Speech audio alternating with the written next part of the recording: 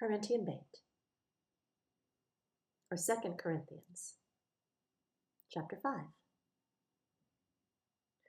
For we know that if the tent of our earthly house is destroyed, we have a building from Elohim, a house not made with hands, everlasting in the heavens.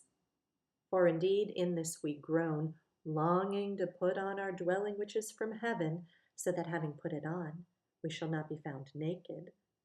For indeed, we who are in this tent groan, being burdened, not because we wish to put it off, but to put on the other, so that what is to die might be swallowed up by life.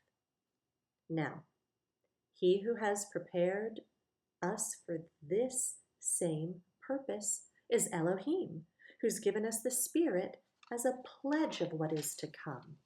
Therefore, being always of good courage and knowing that while we are at home in the body, we are absent from the Master. For we walk by belief, not by sight. We are of good courage and are well pleased rather to be absent from the body and to be present with the Master.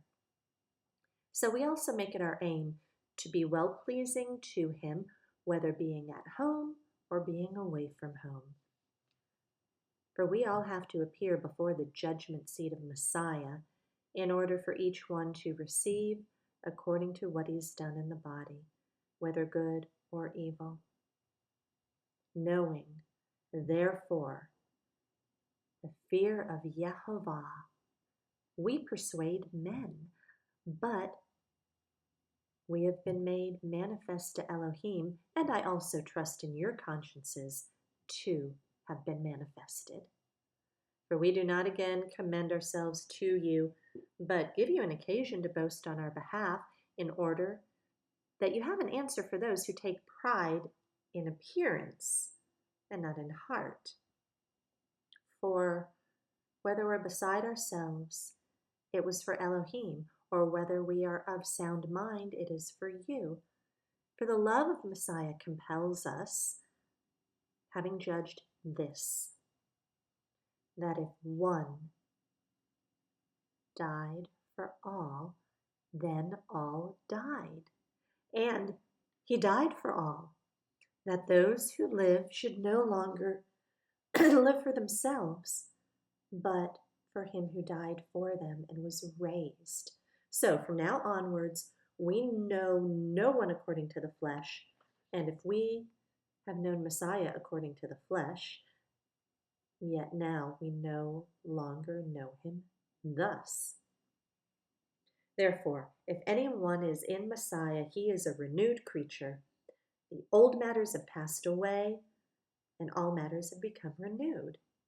And all matters are from Elohim, who has restored us to favor with himself through Yeshua Messiah, and has given us the service of restoration to favor. That is, that Elohim was in Messiah restoring the world to favor unto himself, not reckoning their trespasses to them, and has committed to us the word of restoration to favor. Therefore, we're envoys on behalf of Messiah, as though Elohim were pleading through us. We beg on behalf of Messiah, be restored to favor with Elohim. For he made him who knew no sin to be sin for us, so that in him we might become the righteousness of Elohim. Chapter 6. And working together, we also call upon you not to receive the favor of Elohim in vain, for he says, in an acceptable time I have heard you, and in a day of deliverance I have helped you. See, now is the well-accepted time. See, now is a day of deliverance, giving no cause of stumbling and whatever, so that the service is not blamed.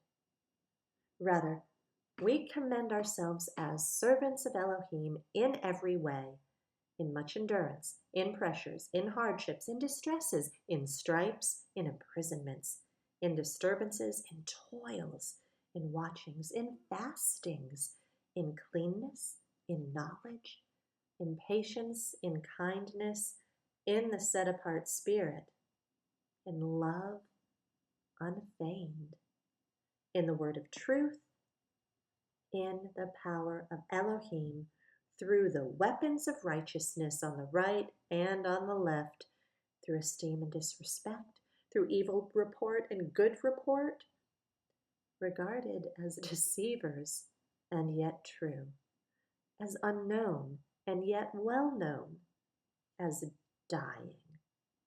And see, we live, as disciplined and yet not killed, as sad, yet always rejoicing, as poor, yet enriching many, as having none, yet possessing all.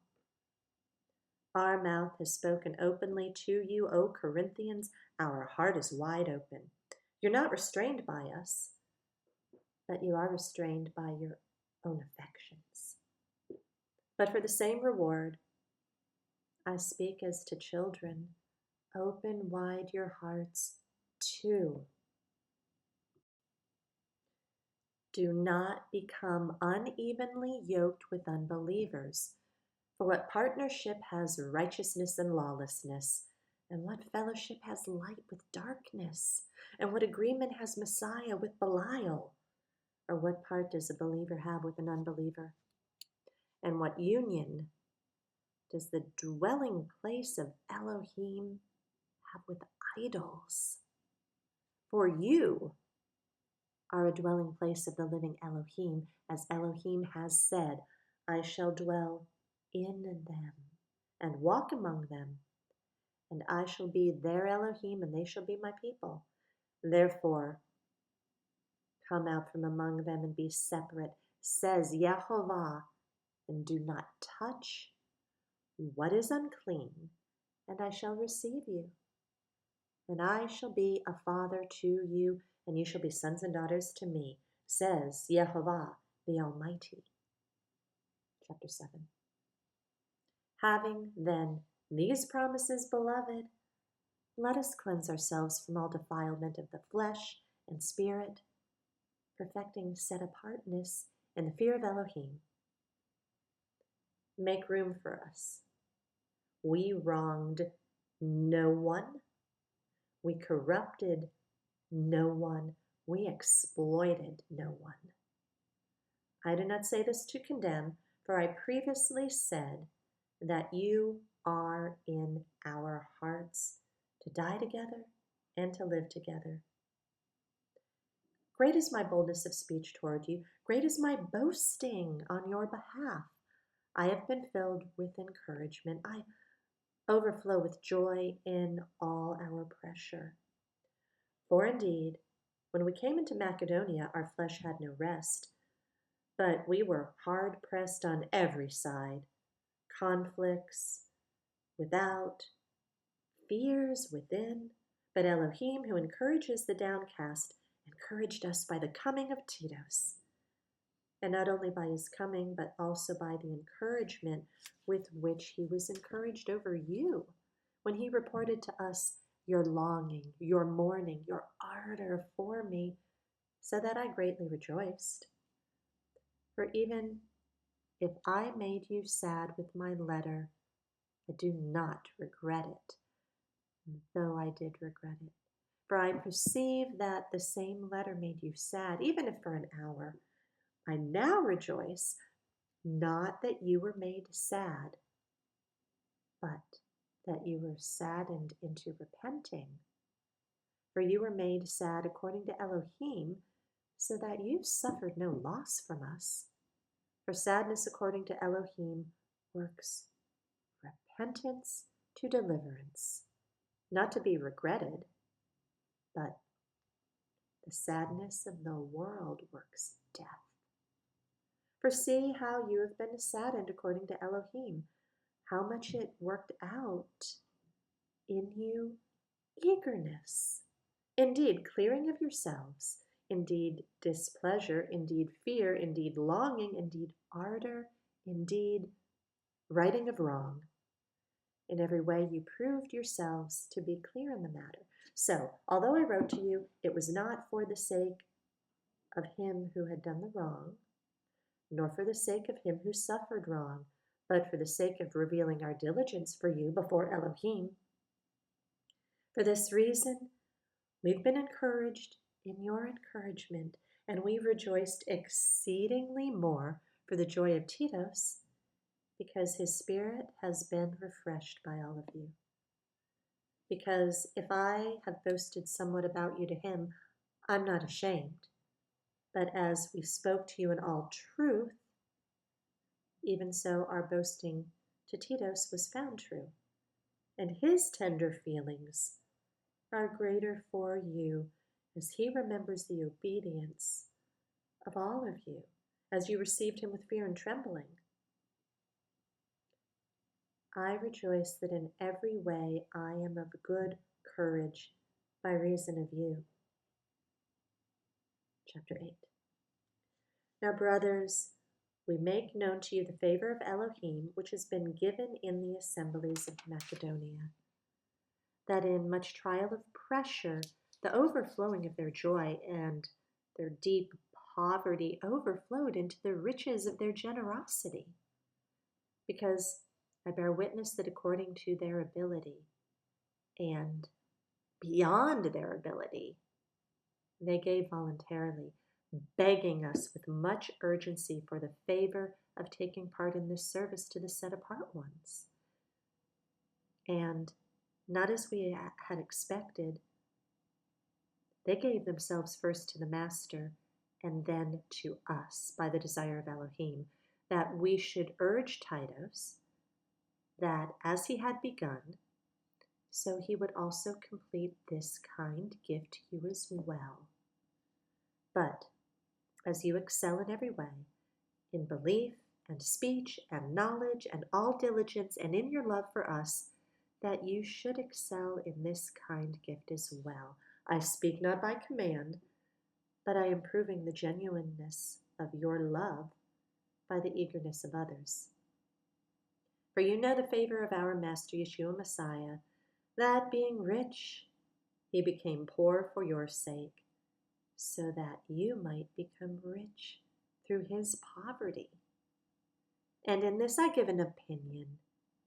It is to your advantage not only to be doing what you began and were desiring to do a year ago, and now also complete the work, that as there was a readiness in desiring it, so there also should be a completion out of what you have. For if the readiness is present, it is well received according to what one has, not according to what he does not have. Not, however, that others should be eased and you hard pressed, but by fair sharing, that now at this time your plenty for their need, so that their plenty might also be for your need, that there might be fair sharing. As it's been written, he who gathered much did not have too much, and he who gathered little had not less.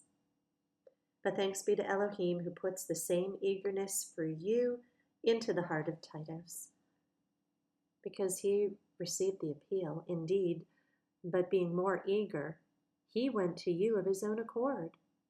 And we sent with him the brother whose praises in the good news through all the assemblies. And not only so, but who was also chosen by the assemblies to travel with us, with this gift that is administered by us to the esteem of the Master himself and your ready mind, avoiding this, that anyone should blame us in this generous gift which is administered by us. For we provide what is right, not only in the sight of Yehovah, but also in the sight of men. And we sent with them our brother, whom we have often proved eager in many ways, but now much more eager, because of the great reliance which we have in you. As for Titus, He's my partner and fellow worker for you. As for our brothers, they are messengers of the assemblies, the esteem of Messiah. Therefore, show to them the proof of your love and of our boasting on your behalf and in the presence of the assemblies. Chapter 9. Indeed, concerning the service to the set-apart ones, it is unnecessary for me to write to you, for I know your eagerness about which I boast of you to the Macedonians, that Achaia was ready a year ago, and your ardor has stirred up most of them. But I sent the brothers, lest our boasting on behalf of you should be made empty in this part, in order that, as I said, you are ready, lest if some Macedonians come with me and find you not ready, we, not to speak of you, should be put to shame because of our belief. So I thought it necessary to appeal to the brothers to come to you in advance and arrange your promised blessing beforehand, this to be ready as a blessing and not as greediness.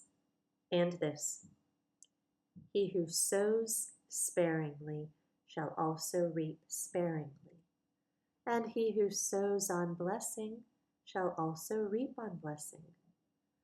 Let each one give as he purposes in his heart, not of grief or necessity, for Elohim loves a joyous giver.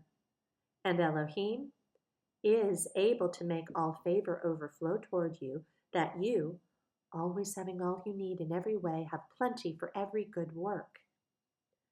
As it has been written, he scattered abroad, he gave to the poor, his righteousness remains forever.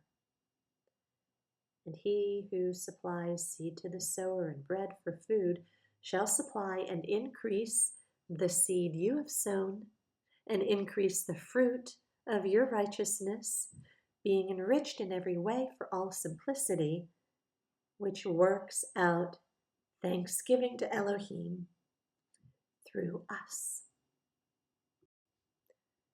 Because the rendering of this service not only supplies the needs of the set-apart ones, but also is overflowing through many thanksgivings to Elohim.